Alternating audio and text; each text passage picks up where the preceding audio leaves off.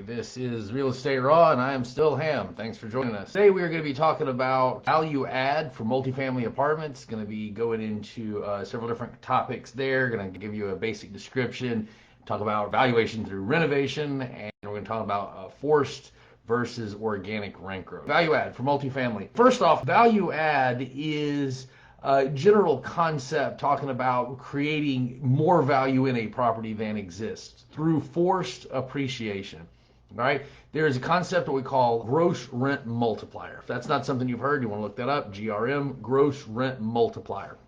All right, what we're talking about there is the number that is in a market, and it changes from market to market. It's kind of like cap rates, things like that. Gross rent multiplier is a number that is used to dictate the amount of value created by a dollar of revenue. Gross rent multiplier, just like it sounds. And basically it's saying for every dollar of gross rent you bring in, you are going to get this factor of value in the property. Multifamily is usually around 10, and we'll just say 10 for ease of conversation today. So 10, a gross rent multiplier of 10 means that for every $1 of rent you bring in, you're creating $10 value in the property. All right. So that's value add. That's the whole point of value add, is to be able to increase the net operating income, increase the revenue, therefore increase value of the property. Pretty straightforward. All right, now where I'll take a turn here is that most people, when we talk about value add, especially in multifamily, the only thing they really stop and think about is rent growth. The rent's below market, I'm going to raise the rent, and as soon as I raise the rent, this is going to be a wonderful deal, and then it'll be worth all the money that I'm paying for the deal. Be careful about that going forward. One, I think rent growth is going to be cooling off a little bit over time. And number two, we don't really want to be rewarding the seller for that much of our profit going forward, right? But there are times we want to break those rules, and that's when you're looking at value add. You're going to be able to create value on that property. All right, so everybody talks about growing the rent growth. Good, that's fine. Again, let's be a little cautious there. What about looking for properties that have valuation, what I call valuation through operation, not renovation? Hey, why don't we look for properties that have mismanagement, that have operational issues, that have some kind of value add in there that we can go in and increase this rent, revenue, whatever, through better operations, right? Because there is really only two ways to increase the net operating income. It's either by increasing revenue or by decreasing expenses. Pretty simple, and that's it, right? Everybody always thinks about the rent growth model. They think only about increasing revenue, and so few people stop and think about decreasing expenses. Why? Because they don't know how, right? And that's what we're going to talk about today. One, for now, is how do we go in there and find some value add through operation, not valuation, operation excellence. Opex is the answer, all right? Opex. Operating expense. What you want to know is what does it cost per dollar per door in your market to run a multifamily unit. All right, back of the napkin, I can go ahead and tell you it's going to be somewhere roughly between $4,500, maybe $5,500. That's what we call Opex. So it is all of the operating expense of a property divided by number of doors. So you can take your seller's T12, you can take your seller's total annual expenses, divide it by the number of their units, and that gives you your Opex, right? When we talk about an expense ratio, you hear people say like 50% expense ratio, things like that. That is the Opex ratio. All right, so right now I'm just talking about expenses per door. What you want to start doing, besides me telling you it's $5,000 or around, is as you analyze deals in your market, pay close attention to what the average number is. So if you're analyzing deals and you're finding that the average expense per door in your market is, let's say, $6,000 a door, then what you're doing is you're looking for outliers.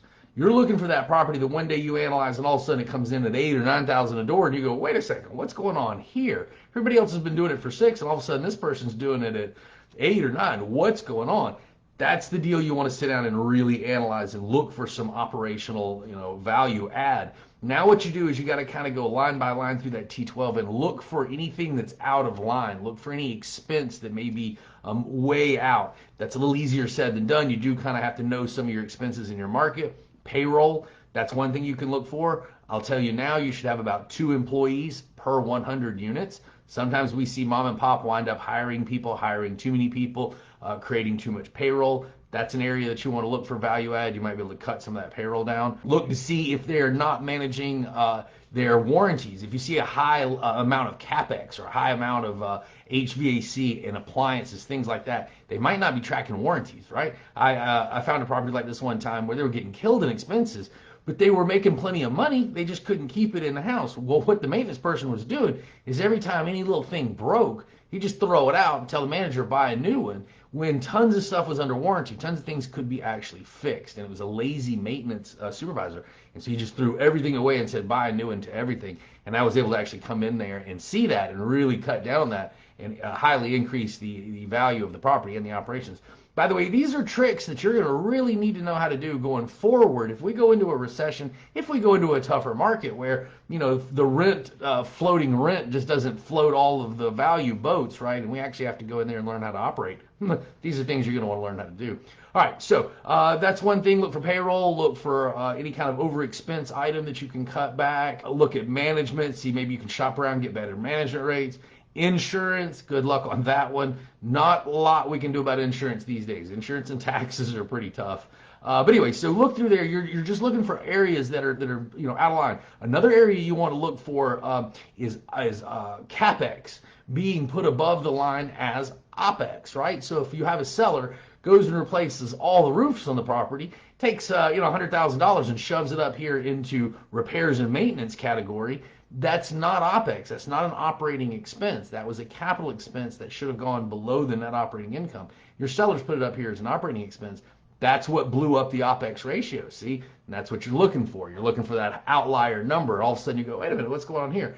Usually I find about 70% of the time when there's a high expense ratio or Opex is super high, it's usually the seller putting capex in there. Great, but other buyers might not have seen that. And if you just analyze the NOI and plug it in at the end of the year, you're going to get a bad valuation. I'm saying that's incorrect. You want to correct that capex, put it back, reanalyze the deal. You can find some hidden deals like that. All right, so that's kind of operation through valuation, looking for things that we can maximize on and you know, produce more NOI and therefore get that gross rent multiplier. So let's talk about renovating units. That's the other thing too. So we now have the operational side of it. Let's go to the more traditional side, and that's raising rents, right? Raising rents and doing a proper renovation value add, which is a more traditional point of view. All right, so what we're going to talk about there is the difference between forced rent growth and organic rent growth. I made those terms up. They should be industry terms, but probably will be one day, but they're not at the moment, so if you go look that up, you're not going to find it. This is something that I have come across and something that I've realized through Monica and I in our many years of operations, that sometimes it's not worth renovating the unit. Sometimes you can get the rent growth out of there without doing anything, right? And then we're going to talk about that math. So you have what I call organic rent growth, right? That is just the rent going up on its own. You didn't do anything to the unit. You didn't have to, you know, change anything. It just, the lease renewed, you raise the rent. Normally, and I say normally over the last 10 years or so, organic rent growth has been between 2 and 4%. All right, after COVID and through 21 or 22, so we saw organic rent growth jump up to like 19, 20% or so. That was a very outlier scenario, and you need to be very careful about thinking that kind of rent growth is normal. It is not. All right, but that is organic rent growth versus forced rent growth, which is the rent growth you're going to get post renovation. Right? You had a unit, you made the unit better, you put it back on the market, you get higher rent. All right, a couple of concepts in here. First off, if you have to renovate a unit to get the rent up, the rent was not below market. That is a nonsense concept that realtors will really try and feed you, and you have to be careful about that. And people say this all the time. Hey, the rent is below market, therefore I'm going to renovate the unit and raise the rent. Wait a second. If the rent is below market, that's organic rent growth. Just raise the rent. Why are you renovating the unit to raise the rent if the rent is below market? If you've got to create a whole new type of apartment and renovate this thing and bring it to market at a higher price, well, duh, that's not below market. You're saying the whole unit was below market. So now you've brought the unit up to market and now you're getting more money. All right, that's different, see, as opposed to just raising the rent, you know? So look at organic rent growth. And I've seen so many times, Monica and I go in and look at an apartment complex and we say, hey, listen, you know, what did you renovated the unit, that's great. What did you get in rent growth? And they go, oh, we got $300 rent growth for a renovated unit. Cool. What are you getting if you don't renovate the unit and you just renew the lease? And they go, oh, we're getting $175 rent growth? Great. See, so now you got to take like the organic rent growth and subtract that from this $300 to get your real rent growth, and it's a lot less than you might think. And that's what I'm saying. Sometimes it is actually better to not renovate a unit at all if the market is truly, if the rent is truly below market.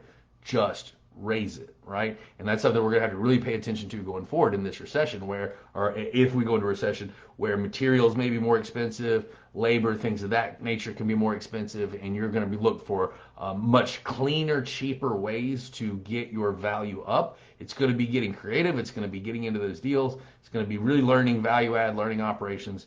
Go keep following me here, watch this kind of stuff, and we're going to teach you how to really get in there and dig through those books. But that's the key, right? We got to kind of take it easy with some of the rent growth. Nothing wrong with growing rents. I'm just saying I think that's a pretty tired horse these days, and we got to kind of make sure that we're not only buying property based on rent growth. That's a risky model. So look for other value add aspects to add to the rent growth that make the whole project a much safer deal. That's what we want to do going forward. If anybody wants to find out about coaching or working with me personally, go to realestateraw.com. We're going to be launching a brand new site here in a couple of days with all new information on it. So check that out.